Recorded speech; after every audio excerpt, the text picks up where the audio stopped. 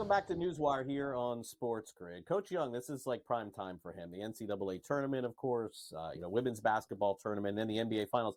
And we're going to talk some coaching here too. But Coach, I guess my question is that when the finals ends, I guess you kind of move right into the draft would be my guess. And then what happens for you? Like what do you take a little like mental breather here from all this basketball? Because I know the season's going to start up like real quick, September training camp, October begin again. So what does your schedule look like once this ends? Well, the Betting Above the Rim show will probably stop at the end of the month, but I'll still be on. Obviously, NBA free agency starts around July 1st. You have to look at Summer League, and then obviously this year is a little bit different with the Paris Olympics coming up. So, and then the WNBA, obviously with Caitlin Clark. So it won't be as crazy as the time. I'll get to relax a little bit, but not too much, Craig, because there's always basketball going on somewhere. Yeah, I definitely understand break time, and hopefully you get one coming up this summer.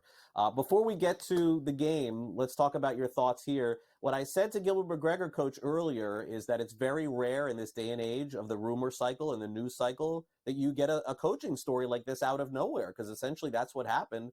All of the steam was for J.J. Redick potentially to get the job, but I guess the longer it went, the sense we got is maybe that's not going to be the case.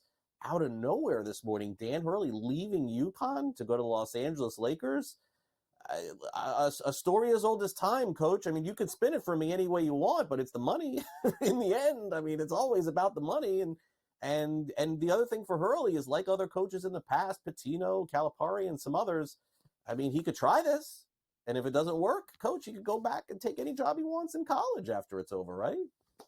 Well, good to be on with you. And I think if you really look at it, I think it makes sense. Number one, there's no better time for Dan Hurley to cash in, winning back-to-back national championships. Dan Hurley, that if you look at his offensive style, runs a lot of pick-and-roll offense. And they were in the 99th percentile in pick-and-roll offense if a ball handler kept it, 93rd percentile if they gave it to the roller. So his offense translates to the NBA. Yeah, look at the fact that Dan Hurley is incredible at player development. He took a kid from Tristan Newton that was, at East Carolina and turned him into a first-team All-American. He took Alex Caravan and made him an NBA draft prospect. I know he went back. He took Donovan Clingan, who I do think was either a 1 or a 2-star recruit, and Donovan Clingan's going top 5 in the draft. So his ability to, develop talent, and I think he's a master motivator. And players love him. They absolutely love Dan Hurley. No different than what I've seen being on the opposite sideline and watching Coach Hurley. I don't call him Bob Hurley. I call him Coach Hurley. That's the respect I have for him, for Coach. I think it makes sense with this. Now, the big caveat is Dan is loyal to his players. Dan is a Northeast guy. Dan supposedly said no to Kentucky. It wasn't about the money. It was about the location. Now, listen, I think there was a famous wrestler, the $1 Million Man, Ted DiBiase, says everyone's got a price. Maybe his price is good enough. But also, Dan Hurley has always wanted to coach in the NBA. It makes sense. And for what I'm getting in the research I've done and talked to people I know that are close enough to the situation is, I think this is not a rumor. This is fire, and I really do believe, unless something goes south, I think if you're going to count this as like going into the end zone, I think they're in like 1st and goal. I think he's going to the Lakers. Yeah, prediction, highest paid coach in the NBA? Yes or no? I don't know if it'd be highest, but I think I could see it in the $15 million range is going to be my guess. I would put him in the top 3 or 4. But he only makes he makes $5 million or so at UConn. So to me, it's, you triple his salary, it's enough. And you're right. He is young enough that if he does go and it doesn't work, he could come back.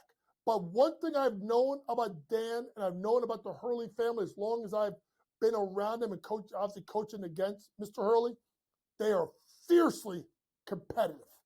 And I know that if Dan went to the Lakers, I don't think this is Calipari. I don't think this is Pitino. I think this is someone that can go to the NBA, and I think he could be very much successful with the Lakers. All right. Well, we were going to find out over the next few years, and a good start if LeBron comes back next year, which most anticipate he will.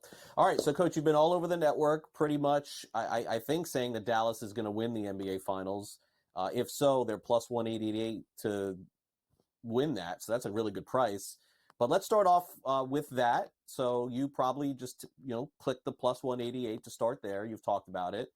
As far as tonight's game is concerned, Boston's 6.5-point favorites. My inclination is to think that Dallas potentially could keep this close, but I don't know. Something tells me, maybe I'm crazy, is that Boston does win the night and win big, and then something happens that changes the series over the course of time. But I don't know. That's not my educated opinion. How about yours?